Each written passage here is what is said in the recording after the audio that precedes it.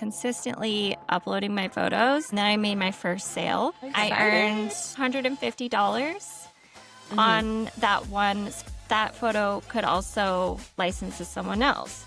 The light bulb went off and I was like, oh my gosh, like there's actual earning potential here. Hi, Photo BFFs, and welcome to another episode of the Edit Weekly. I am Amanda from Seattle. And I'm Whitney from Minneapolis. And you guys are going to love today's guest. Aubrey Westlund is a photographer and coach who helps creatives actually make money from their work, especially through stock photography and digital licensing. She used to shoot weddings, but now she is all about helping photographers create income that's more sustainable and less exhausting, which to me is like, yes, please. Her stock images are totally gorgeous, and she's licensed photos to publications such as Vogue, Real Simple, one of my favorites, and Food and Wine. So if you've ever wondered how the heck stock photography works, and I am one of those people, or how to make real money with it without spending hours a day on it, this is the episode for you. So Aubrey, welcome to the show. Thank you so much for having me. I am really excited. I've been following you on Instagram for a while now. And I think it was on Threads. You posted something about like, hey, I'm up to like be interviewed for a podcast. Is anybody, out there? And I was like, yes. Oh my gosh, that'd be amazing. So I reached out to you and so I'm excited to actually meet you today since I've been following your amazing work. And I think this is going to be a topic that a lot of our photographers that are tuning in are going to be interested in because most of them are starting their businesses and don't really either maybe have a specific niche that they're going into quite yet, or maybe they're thinking about a couple of different things. And I think just what you talk about stock photography, there are so many options you can do with that, no matter what genre of photography you end up going into. Right. So I would love for you to tell us a little bit about your path to photography and what inspired your pivot from wedding photography to stock photography. Sure, I'd love to. And I'll just start out by saying I think that stock photography is perfect for people who are still starting out and like trying to explore where they want to go with photography and what they want to focus on, because stock photography really allows you to, like you say, try out different things and almost like gives you this freedom because it's not like you're focused on your niche to like draw on the right person. It's like you're testing it out and you can upload them and probably make some money from them, but there's just like not this pressure of like I have to stick to my niche and like in order to attract the right type of client, because like with stock photography it doesn't really matter. So I started in weddings like in 2013, I think, and loved it for like the first 5 years, and then I think this happens to many wedding photographers. Like, I just kind of started to lose the passion for it. Everything started to feel the same. As I began charging more, I feel like the weddings just got more stressful. There were more people to deal with, more, just like more vendors. And so I developed a little bit of anxiety from that. And then I also, there's always like a slow season, probably with every type of photography. That also like brought on anxiety for me. Like, oh my gosh, what am I going to do? Am I going to have enough clients this year? But I also like don't want to have 30 clients this year like I did last year. Yeah. So anyway, that is a lot. Right? Yeah. Like at some point you're like, I want to earn more, but I also don't know if I want to keep doing this. So what am I going to do next? And stock photography was never like my plan. I actually didn't like it kind of fell into my lap, to be honest, because at the time, this was in 2016, a new agency. It was actually like an offshoot of Shutterstock. Oh, and it's called Offset. It's still around, but now it's no longer a separate stock site. It's like on the Shutterstock site, and it's basically like their premium version of Shutterstock that it costs more than like their main collection. And so when they were starting out, they were looking for professional photographers. Like they needed to build this collection. They needed to actually get photos. And so they were really looking for professionals. I don't know how they found me, but they reached out. And at first I just ignored the email because, you get so many of these invitations and you're just like, what is this? Is this a scam? Is this real? Yeah. Oh And my then gosh, it was totally. like, That like scam alert. Exactly. It's just like, okay, this is just a cold email, but I didn't delete it. I just didn't respond. And then that slow season rolled around and I was like, well, I do remember that invitation. Like maybe this is something I should explore. Yeah. And yeah, quickly, like once I started chatting with them, I realized, oh, this is a legit thing. Like I looked up stock photography. But I liked how it looked different. It's not like the stock photography that you think of with like people eating their salads and big smile on their face. Like it looked more like the photos I took, like natural and just like families being together, more like that documentary style. So I was interested and I started uploading photos. And I think it was like, I want to say it was like 4 to 6 months of consistently uploading my photos. And then I made my first sale and I earned I think it was $150 on that one. So a sale is actually someone is paying for the license to use it. So I earned a license fee, but that photo could also license to someone else. So that's when I kind of like the light bulb went off and I was like, oh my gosh, like there's actual earning potential here. Yeah. And so it was never really my intention to like become a stock photographer, just do stock photography. But 2020 rolled around and it became basically like our main source of income. So wow. That is awesome. And the interesting thing is that like when that happened, and even now with like recession talk and how, what's happening with the economy, like although people may be hiring photographers less and less and like cutting their budgets, like stock is where they go because even if they are purchasing premium stock and spending like $500 on one license, that costs less than putting together an entire shoot and getting models and all of that for the one photo they need, right? So that's kind of like how it works. I love it. And I am so excited to hear from you as well. So I was a wedding photographer for 12 years and like burnt out and just quit. Just quit everything for a while. But there was a point I looked into doing stock photography and I've done some of those, smaller sites and made like very tiny amounts. And it was interesting. So I did do a stock photography course, but it was by this man that did a lot of the more, like you were talking about, the traditional, more posed, or like somebody's like on a phone and making a like, oh, I'm talking. Yeah. And I just was like, that's not me. I don't want to do that. And I never followed through. And then seeing your work, it's so creative and unique, and it's very much your own style. And so I love it. And so I'm really excited to hear more about how you do this. And so I do think, even though it's good for new photographers, for somebody as well that has like burnt out from what they're doing. Yeah, exactly. Like this might be a nice little, like a nice little refresh almost too. Right. And being able to flex your creativity muscles maybe in a way that you haven't been able to with what you've been doing.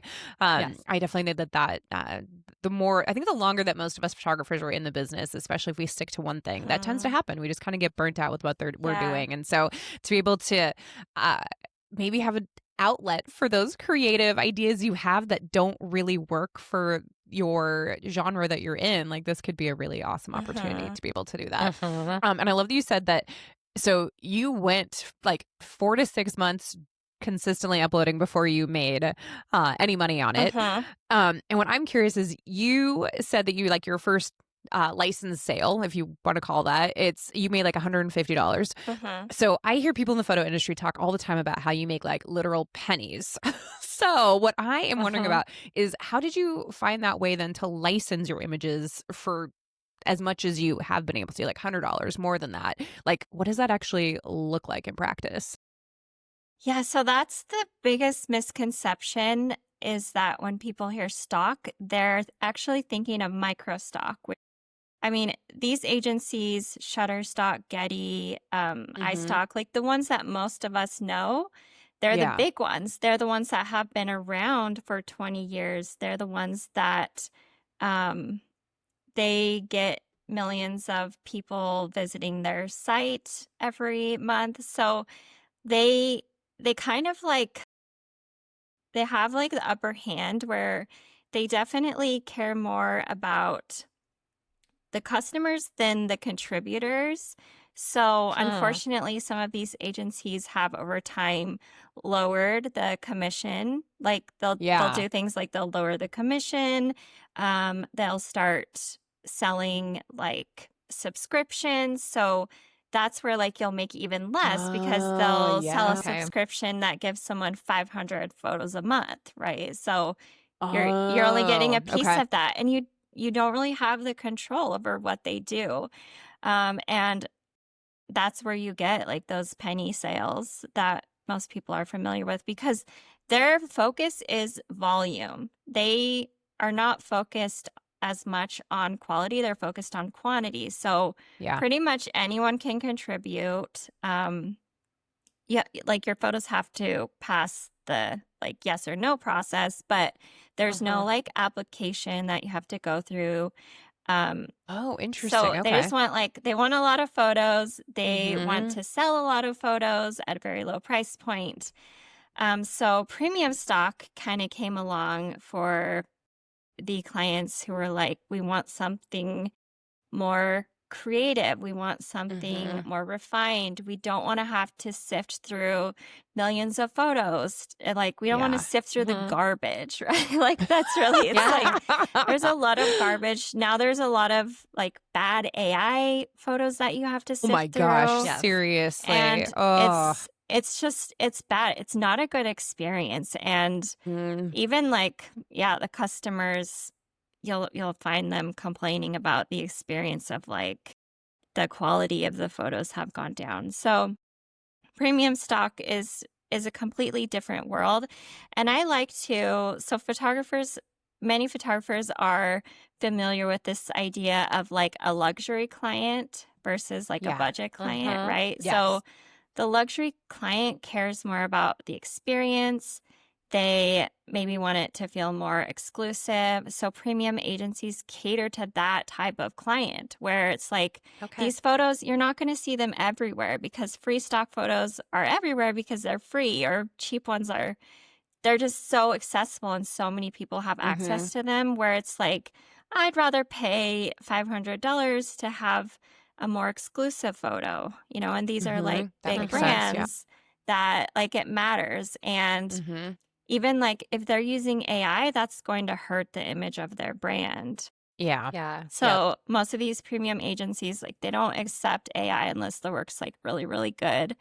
Um, so it's completely different world. It's a completely different experience. And there are other things like some of these agencies, they will actually like offer curation assistance. So their client may come Oh. and say like, this is what we're looking for. And they'll either like put together options for them or they'll do like Wow. one of my agencies, they'll send out emails and they'll say like, we have a client looking for this type of photo. Like, please submit it to us so that we Mm-hmm. can, like, and that's great because it tells us like exactly what people are Yeah. What? buying. Yes, that's amazing. Yeah, that's Yeah. really cool. And that totally makes sense, like you said, between the luxury versus the budget. I have noticed as I've been getting newsletters from some of the same companies that I've been subscribing to forever, I have definitely noticed that their images are so much AI right now. Like the weird sixth finger that has shown Yeah. up, the weird person that like who It just- definitely is an AI like, person. It doesn't feels it feels different. it Like, does. It doesn't feels off. it does. It feels very off, and you can look at an image and it's funny because I feel like that distracts me from the rest of their messaging. That's what I first go to. So that is really fantastic that there are stock agencies out there that are luxury and really do cater to that clientele. I mean, that makes sense then why you would want to work for a company like that and submit your images. Yeah. And I'm curious, how do you find these companies? Is it one of those things where once you kind of get your foot in the door with one agency that it opens you up to other options? Well, I personally I do a lot of research and networking. You do. Okay. And I've actually had amazing agencies reach out to me because they're Okay. looking for contributors. And so, like, I'm kind of in a lucky position now Yeah. because, yeah, like, in some ways they need me to get better contributors. Yeah.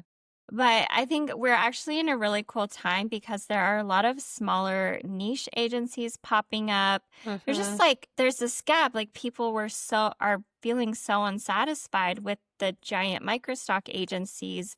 They want a better experience. They want something that feels really real. Like there's kind of like this pendulum swing where brands are using photos that are more imperfect than they've ever felt. Like, you know, before, like when what we think of stock is like the shiny studio portraits and that sort of thing. And that was popular for a time. But now, like, brands realize if we're going to reach people and if we want them to like form a connection or if we want to be relatable, like, we need photos and videos that feel real, like, so that our customers can relate to us. And so, it's swung to where it's like the more real that it feels, the more imperfect that it feels, the better. And so I feel like a lot of agencies have come to fill this gap. And then there are, like I said, niches. So there are a lot of like subscription agencies now for like small business owners who need like really beautiful, refined, like editorial style photos. So now we can get that in one place. So yeah, it's actually like a really cool time to get into it because there are some really great options when it comes to agencies that weren't available before. That's awesome. That's so great. Okay, Yes. so I want to know then, how long did it take before you actually started seeing real income from bringing in these stock licenses? Yeah. So there's a lot of upfront work, and there is something about being consistent that really kind of boosts your work in the algorithm. And like the more photos you get in your portfolio kind of pushes you out to people because it's like, oh, well, they're looking for family photos and they looked at one of your family photos and you have like 500 more. So let's show them that. Right. So Okay. after that first sale, every month my earnings started to grow pretty much. Wow. Okay. Yeah. So that was like after like, I want to say 6 months. So that from the point I made my first sale for the next 6 months, over the next 6 months, I think I made like $3,000 or $4,000. And Yeah. Okay. so, I mean, and I was also like, that was like a really good time to get in. So I would say like my students don't have like such quick success these days, but they do like the longer they're in it, the more their earnings, like their monthly earnings continue to grow. So it kind of has like this snowball effect, Okay. if that That's makes awesome. sense. And when you talk about like uploading consistently, is this like a once a day, 10 times a day? I'm just so No. curious. Like, I would say a minimum of once a month. okay. So that's not as much as I was yeah, imagining. like weekly would be great. It also kind of depends. Like some agencies will review your photos like within 5 days. Other agencies might take a month or two. Like some of these smaller agencies, they do things differently. So the way that you submit might change from agency to agency. Yeah. At this point, I would say I probably submit like at least 500 photos a month across all my agencies. Wow. But I will Okay. say I've been doing this for a long time, and Yeah. I kind of like, I know how to fit it into my workflow so that it's Yeah. really like, doesn't feel like a big deal to submit that many Yeah. photos. Plus, like, now we have some great AI tools that actually like will help me with the process. So Yes, I know, like the pros and cons of AI. I feel like yeah. it's, you know, So I think yeah. like, and just like knowing what to submit, because I think at first like people feel really discouraged by the amount of photos that they have that actually get rejected. And so now I know, like, I know what my each agency likes. And I know, like, well, this one, like, the main, say, like, the main person's face is a little bit soft or blurry. And I know this agency doesn't like that specifically. Like, it's, you just, like, get to know them. You get And you get so- to know though, which is great. And it and makes so sense though then, too. yeah, Yeah. you don't waste your time submitting something that's going to get rejected.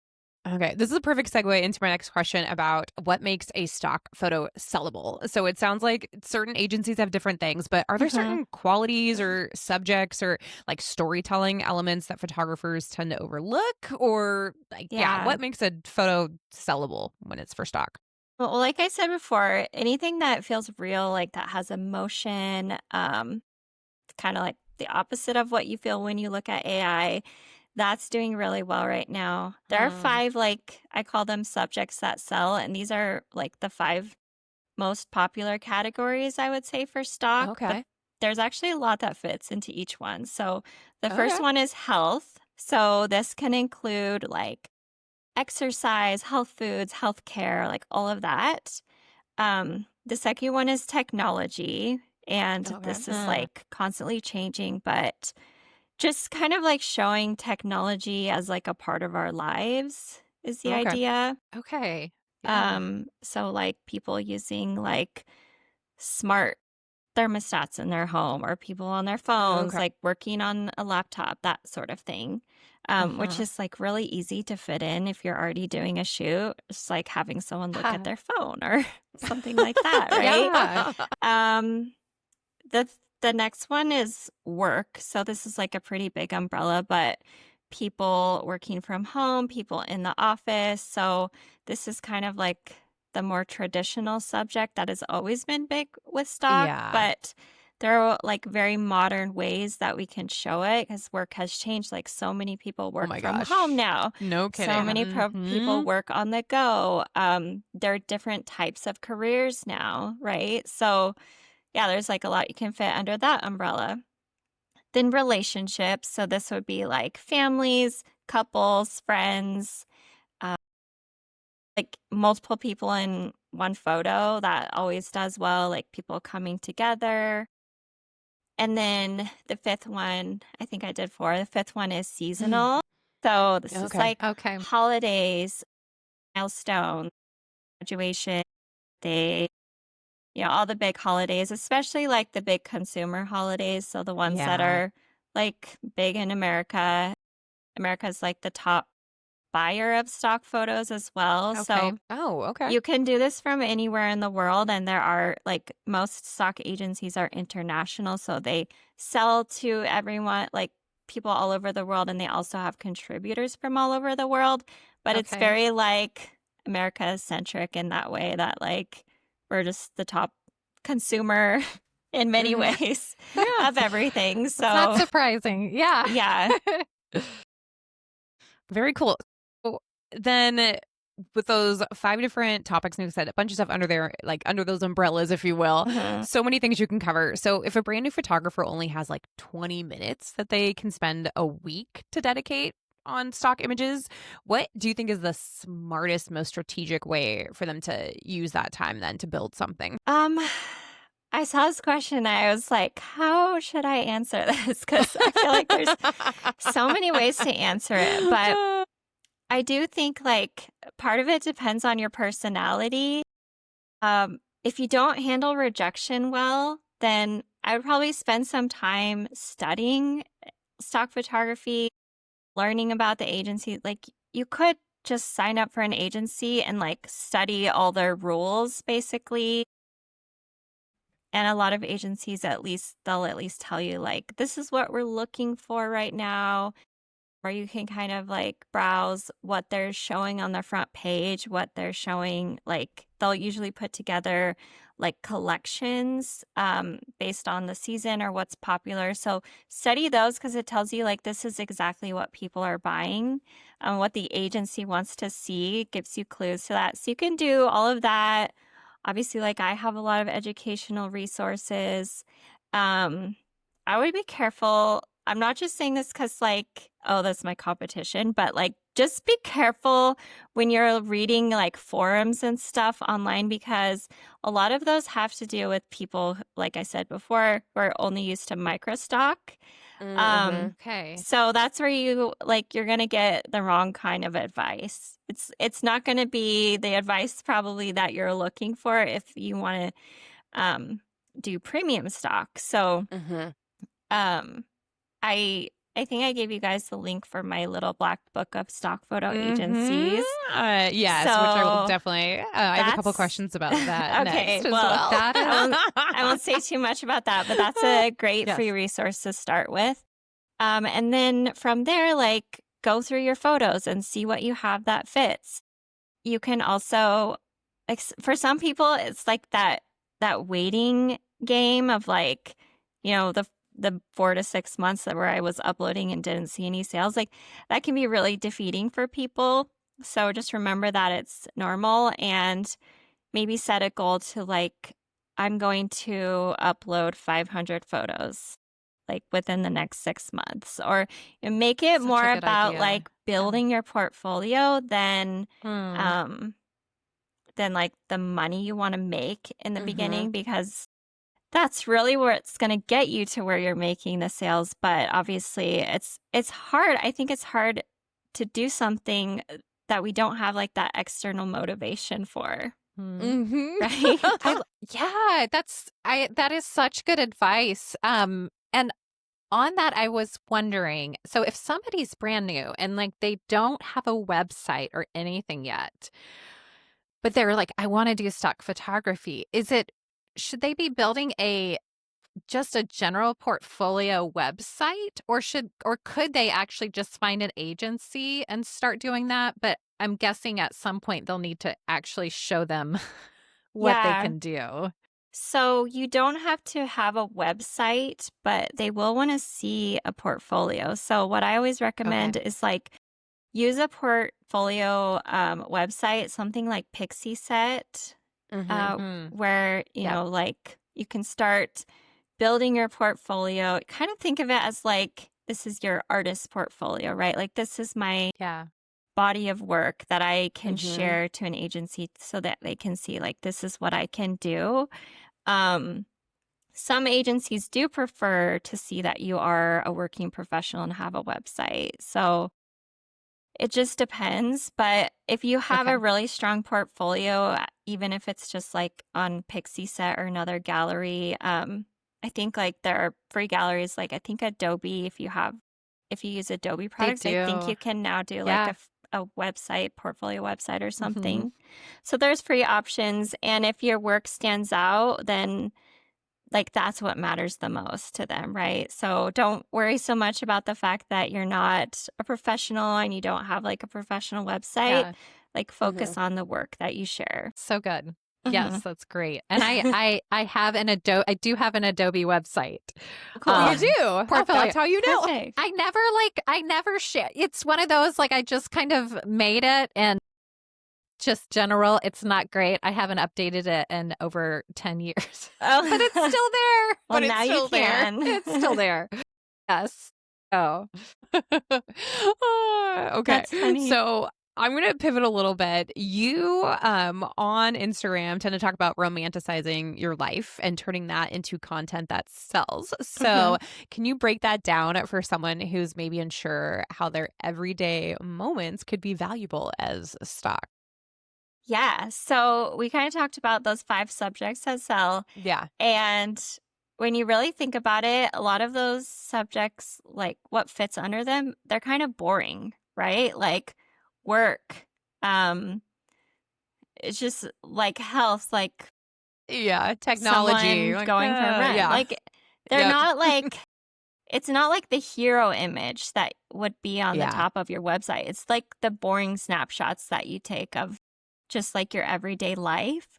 Um but that's like what connects us all, right? Like an image of a mom Yeah. folding her laundry. It's like that's what I can relate to, not like the guy on the Yeah. mountaintop, right? Yeah. Like I'd love I to am be that guy, literally but right. I am literally like but like behind where my laptop is, there is a huge pile of laundry that gets to be folded after this. Oh, yeah. So that Oh, is the yeah. life I am currently living. I've got to load in the laundry and dry stuff on my bed, right? So again, it's like it's that relatability factor that brands need. But it's like, how can we shoot that in like a more like beautiful way? And as photographers, like we have that skill usually of like seeing things, seeing the beauty in those everyday moments and capturing them.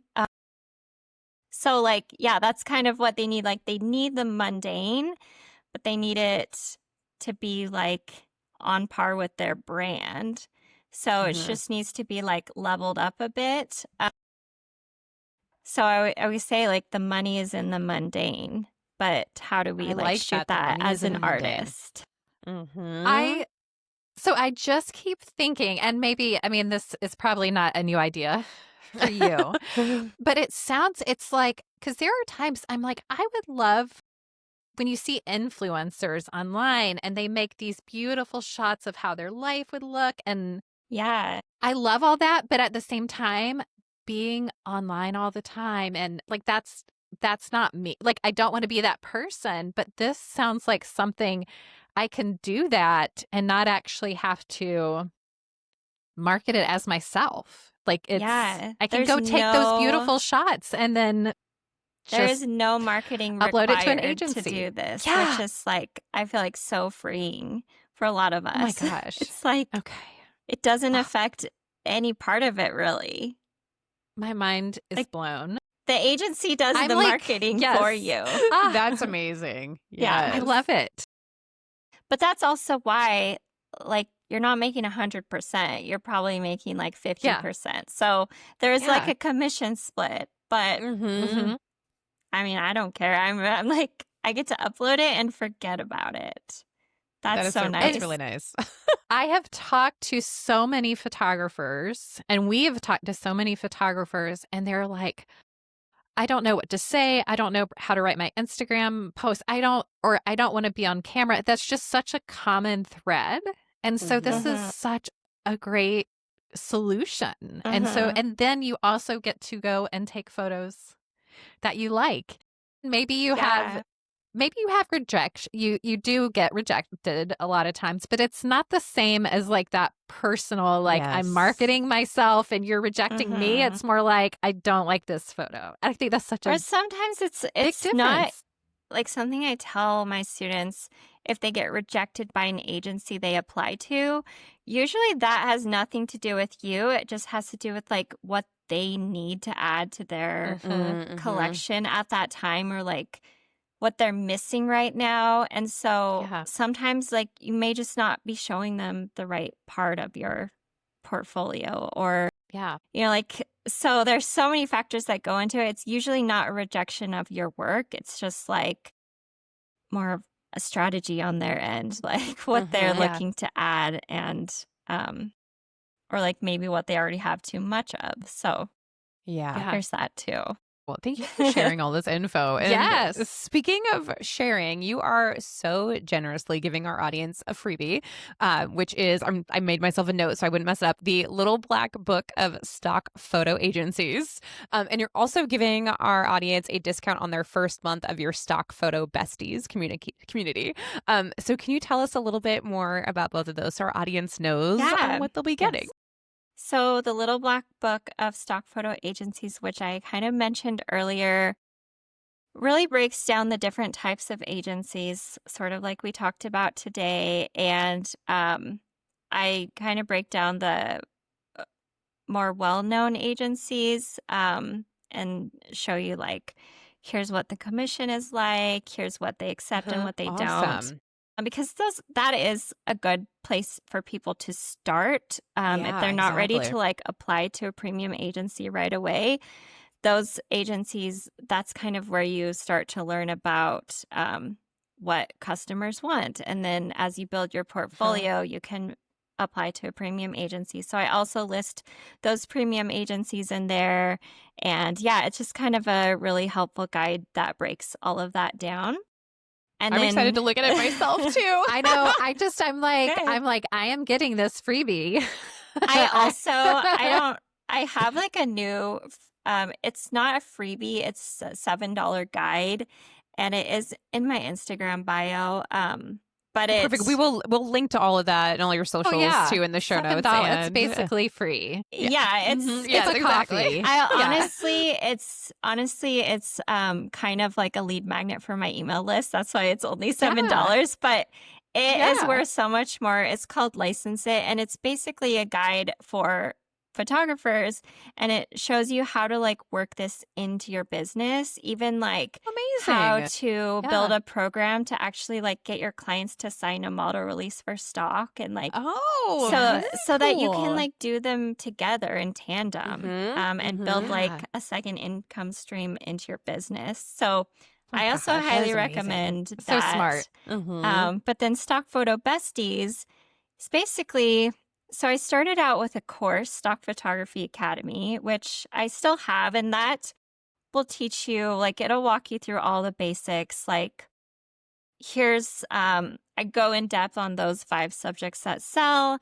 I walk you through like model releases, property releases when you need those things, all of the like basics. But then Stock Photo Besties is the place where I could tell like I needed something for people to help them keep going. Like they needed support. They needed like they needed a cheerleader to tell them like, we all need a cheerleader. Right? Like just keep going. You're getting there. Like this is normal. And then I send out like a trend report every month. So here's what you should upload this month. Here's what you should be shooting, like based on what's happening right now. Yeah. We have like a community group where people can ask me questions, and a private Instagram. So in the private Instagram, it's kind of like bite-sized lessons, that sort of thing, or like behind the scenes, just kind of like whatever I'm working on. And we share our wins in there. And I basically like wanted to create another course that's like the next level. And it's just about premium agencies and premium clients. And like, okay, you've got the basics down. Here's how we're going to get you into your dream agency. Here's what they're looking for. Like, here's how to choose one. Here's what their clients look like. So this is the type of work you should be submitting here. So it's just like, it's more focused on the people that are like, I'm committed, I want to keep going, and I want to get into these great agencies. Stock Photo Besties is like all of that. It's really fun. I was going to say, it sounds like such a fun community. I don't know. I'm like, have you just gained 2 new clients from me and Amanda? Maybe. I hope so. Yeah, it's awesome. What? I mean, that's such an amazing value to offer that to people, because you're right. There is so much when we work on our own that, you know, you just kind of get stuck, and to have other people there that are working on the same thing that you are. There is such value to having a community.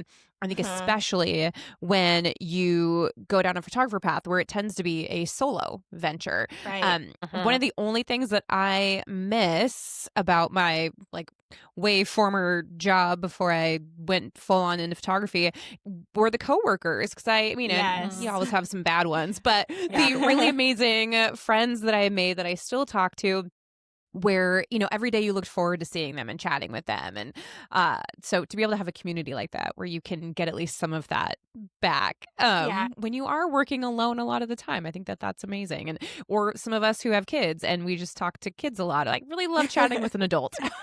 It's really nice to be able to do that. This is like my adult chat. Yeah. I was just talking to a friend yesterday and I was like, I miss that we're like as an adult, it's hard to make friends, but when you're like in school with people or in a class with people, or that's school, but like in a job, Yeah, like but like, you yeah. see people every day and like you build these Mhm. relationships and like I just miss that as an adult and Yeah. especially as like a solopreneur. Like that Yep. it's amazing and it's like so fulfilling, but it's also like very isolating too. So I Yes, think very much communities so. It are really can very be. important. Yeah. Mhm. That has been one of my favorite things about starting this podcast is getting Yeah. to meet amazing people and having this Yes. be like, well, Whitney and I pretty much have to meet once a week. So, Yes. I have that to look Right. forward to. But Yeah. yeah, just, somebody else you can also not only the like community and the relationship part of it, but I think being able to bounce ideas off of other people that are in the same mindset, in the same Yeah. industry, I think that that's really invaluable too. And I think that that can help you creatively to come up with different ideas and just, maybe Right. work through some things. And maybe somebody says something that sparks an idea in your head that you wouldn't have otherwise. So there's just so much value to having a community and whether that is in person Yeah. or online. And I think that that is just so incredibly valuable. So thank you so much for offering that up to our Of audience. We course. really appreciate it. Yeah, and Okay. I just want to add like in stock photo besties when we share our wins, like some people might think like why would I share what I'm selling because then someone else is just going to upload the same thing, but it really gives us an advantage because we can share and see like this is where the demand is right now. This is Yeah. some people might have a similar photo that they just didn't think was worth uploading and seeing that they're like, "Okay, yeah, I can upload that." Or there are certain agencies like sometimes it's really hard to figure out what an agency wants. And so we'll also share like, I got these photos accepted. And it just Yeah. like, it's so great. It helps everyone. And we're just like in this really unique position where we get that information to each other. Like we could get Yeah. to share that with each other. And so I think That's really yeah, cool. it's super unique. And I love hearing you share about this because one of the reasons that we even started this is because we all know how important it is to have other photographers cheering you on. Mm-hmm. Because when you're starting, there's really two paths. You're either going to go down the path of I'm doing this all myself. I don't want to share any of my secrets. People are going to steal from me. Mm-hmm. And there are people that will do that. But also if you find communities that are willing to open up and talk and share when one of us starts to grow and we help each other grow, you're going to do so much better. And that's Yeah. how all of our businesses were able to grow when we started. And we even, I think we have a whole podcast on this, or we at least have talked about it when Erin was with us. Like each of us were able to grow because we found other people that were supportive and cheering us on. And there's so many benefits. And so what you're doing totally aligns with our vision. And I think if you are starting, like this is where you want to start, is find other people to cheer you on. Exactly. Yep. Absolutely. Yeah. It's so important. Okay. We are wrapping up towards the end of our interview. Yes. And we always ask everybody the exact same question for our very last one, which is a big one. Oh no, which I didn't is, study. there you go, right? So looking back, knowing what you know now, what would you do differently in your career? Oh my gosh. Yeah, this is always I always love ending on this one. It's so fascinating to me to hear what everybody has to say.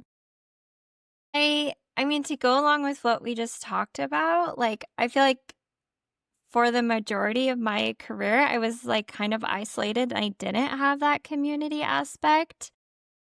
And then maybe like 5 years into it, I started meeting other photographers and becoming friends. And like, just like you said, it's like we all lifted each other up. We were able to like share referrals and learn from each other. And I think, yeah, like for some reason, it is so scary as a photographer. You think people are going to copy you or steal from you or like steal your clients. And like, yes, sometimes you might lose a client to another photographer. But I also like now I understand like, it's just not meant to be. Like if someone doesn't hire you, it's not the end of the world. Like you're probably there's probably another opportunity that may be more aligned for you or something. And like, it's not a reason to isolate yourself. And so I know like we just talked about this, but I really do feel like it is so important to build those connections and relationships because it is an isolating and just kind of hard to navigate career. And so like we can all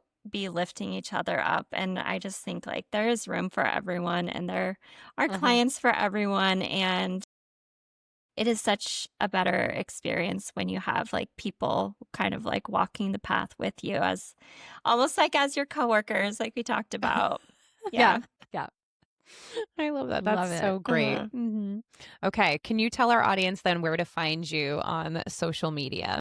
Yes. So I'm probably most active on Instagram. I'm just at Aubrey Westlund. My email list is really good. I share Awesome. Yeah. I share a lot of like behind the scenes free advice and I really like writing emails for some reason. So that's another good place to get Perfect. free I love that. content. And yeah, Awesome. join Stock Photo Besties if you're interested. Like it's month to month. So you can always like join and take my intro to stock photography class in there and learn for a little while and see if it's for you. I think that's like probably the best place to learn from me right now. So Perfect. Oh, that's so yeah. good. So we will put all of these links and everything in our show notes as well as into the newsletter that we send out. I would say that Whitney and I don't actually like always love sending emails, but we're really good about getting the newsletter out before our episodes. We do send them. We do send them. Yeah, it's funny. I always think that there's, certain aspects of business that, you don't excel at. And for me, it's always the writing emails or making the newsletters. For me, that's always like, okay, I got to like set aside some mental time for me to work on this and get myself in the headspace. So I'm very envious, Aubrey, that you're like, yeah, I like that. I'm like, oh, I wish I knew that. I wish I liked that. One of the first like courses I invested in was it's called Email Stars, Tarzan K. And that like completely changed my just like opinion on email newsletters and just like learning how to like weave in storytelling. That's so awesome. if you're, I don't know, like if you enjoy writing, you might just need to learn like a better way of writing emails. Yeah. So yeah. Awesome. But also like it's not always for everyone and that's okay too. Right, exactly. Anything could help. I'll just put it out there. Anything could help me at this point. Well, thank you so much, Aubrey. This has been such an amazing conversation. I'm so excited to have this episode air for all of our audience. And thank you, audience, for sticking with us through 2 whole seasons. I cannot believe we are on our 3rd season now. We're so happy to have you here. Please like and subscribe. And any of your photography friends, please give them all of our info too. We love to be able to be that supportive community for you starting your business. And we are here to cheer you on as much as Aubrey cheers on all of her people in her Photo Besties community. So thank you all once again. And we will see you in 2 weeks for another new episode here on the Edit Weekly. Bye, everyone. Bye. Okay, Photo BFFs, if you have not subscribed, do that right now so you never miss a new episode. You can also find us at theeditweekly.com where we have free resources and downloads for you to help grow your photo business.